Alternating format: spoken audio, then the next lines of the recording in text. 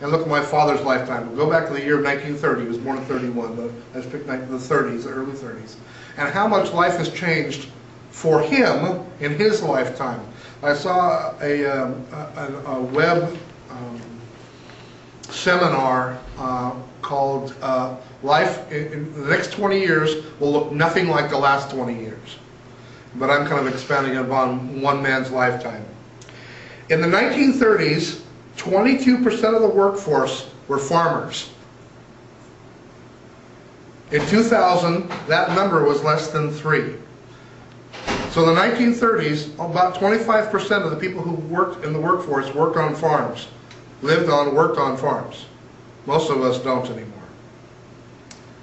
In the 1930s, 58% of farms had cars. Just a little over half. Now, all of them have cars. In 1930s, 34% of the farms had telephones. In 2005, that number was 98%. In the 1930s, only 13% had electricity. Now, almost all of them do. Less than 50% of all the homes had a TV or a radio. Now, almost every home has a TV and multiple TVs and satellite TVs and TV in the bedroom and the kitchen, and every room has a television, except your house. Wood, kerosene, and coal were the primary fuels. The horse and buggy were the preferred transportation. In the 1930s, the U.S. population was 123 million. In 2008, the U.S. population was 302 million. There's for instance of do you know what an EMP is? An electromagnetic pulse. Have you heard this term before? One of the things that scares the living daylights out of me is about 3 or 4 months ago, do you remember hearing that Iran was testing their rockets, and they were shooting off rockets in the Gulf? Did you hear about that? That Iran was testing their rockets. Except they weren't testing land-based rockets. They were putting them on a barge and taking them out into the ocean and firing them off. And then they blew them up at apogee. In other words, at their highest point, they blew them up. Rather than testing them, they have test ranges where they could have fired them from land to land, or from the ocean to the land, or from the land to the ocean. But they didn't do that. They fired them from barges and then blew them up at apogee, at their highest peak. And nobody could really figure out why they were doing that. Well, if you take a small yield nuclear weapon and put it into a city like the size of Los Angeles, you're going to destroy about a half a mile radius. But outside of that, you're really not going to have it. I mean, it's going to be it would be devastating, not unlike the Twin Towers. You know, it would shut down the city for a period of time, but it's not. It would be devastating, but not widely so. If you take a medium yield nuclear weapon, put it on a barge off the coast, and fire it up about 40 kilometers up in the sky and explode it, it will cause what's called an EMP, an electromagnetic pulse. An electromagnetic pulse will fry almost every circuit board. Your cell phones, your computers, all of these things, the power grid will all suddenly shut off from an area from like San Diego to Santa Barbara. No power. And there would be, not that your computer would shut off and you just have to reboot it again, it would not work. And because of there's a system that they're putting in place called SCADA, S-C-A-D-A. It is a computer controlled system for controlling pipelines of electricity. They're all controlled by computers. Those are not hardened and fail to work. In fact, I read these things so you guys don't have to. A 206-page government study on EMPs. One of the things I found fascinating was they had one of these SCADA controllers that was controlling the natural gas flow into the city of San Diego. It got fried and they couldn't figure out why. They had to send people out to fix it, fix the valve, get it all back to working. They finally figured out what it was.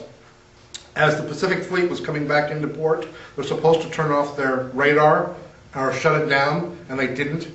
And so 25 miles offshore, the radar from one of the naval ships sent out a magnetic pulse enough to fry this thing 25 miles inland. That was a little disconcerting. So those kind of things having something like that happen could really be devastating to our way of life, and really put us in a position, like I said, put us back in the horse and buggy days without horse and buggy. We would instantly be back in the 1800s, but we would have the 21st century population. And feeding and everything else would be really kind of difficult. That's way beyond an emergency. That's way beyond an emergency. That's why we need to be more reliant, worry about self-reliance.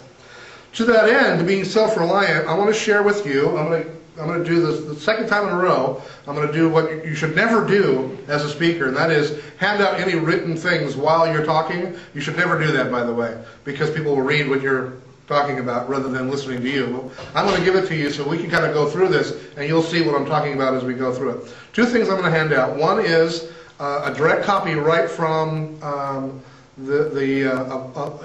website that I read every day, every single day, called survivalblog.com. And it's written by a gentleman by the name of James Wesley Rawls. And you remember I told you earlier before the camera came on that there's a lot of websites out there, you know, by guys who live in bunkers in Idaho. Well, this is just one step above the bunkers in Idaho, but these are people who are serious about self-reliance and things like that. And this guy has been right every single time. There was a big blog in there that talked about the price of tuna will go up 30 or 40%. Go out and buy some. So I went out and bought some. Guess what? About a month and a half later, the price of tuna had gone up by 40%. He'd said in January of last year that the price of wheat and rice were going to just about double. So I went out and bought wheat and rice. Guess what? The price of wheat and rice just about doubled. So this guy and the people who write in and send in information to this site are, in my book, very accurate about the things that have happened and are going to happen. So I'm going to give you a list from him, and we're going to talk about this. It's a list of lists. And I'm going to give you something that I've put together from a couple of other things called the 100 things that disappear first in an emergency. But he calls this his list of lists. And he starts off by saying, in this third paragraph there, second paragraph, says, as I often mention in my lectures and radio interviews, a great way to create truly common sense preparedness lists is to take a 3-day weekend.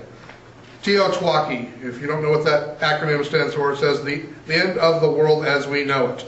That does not mean the earth is going to split in half and all population dies. If the power were to go out, that is the end of the world as you know it.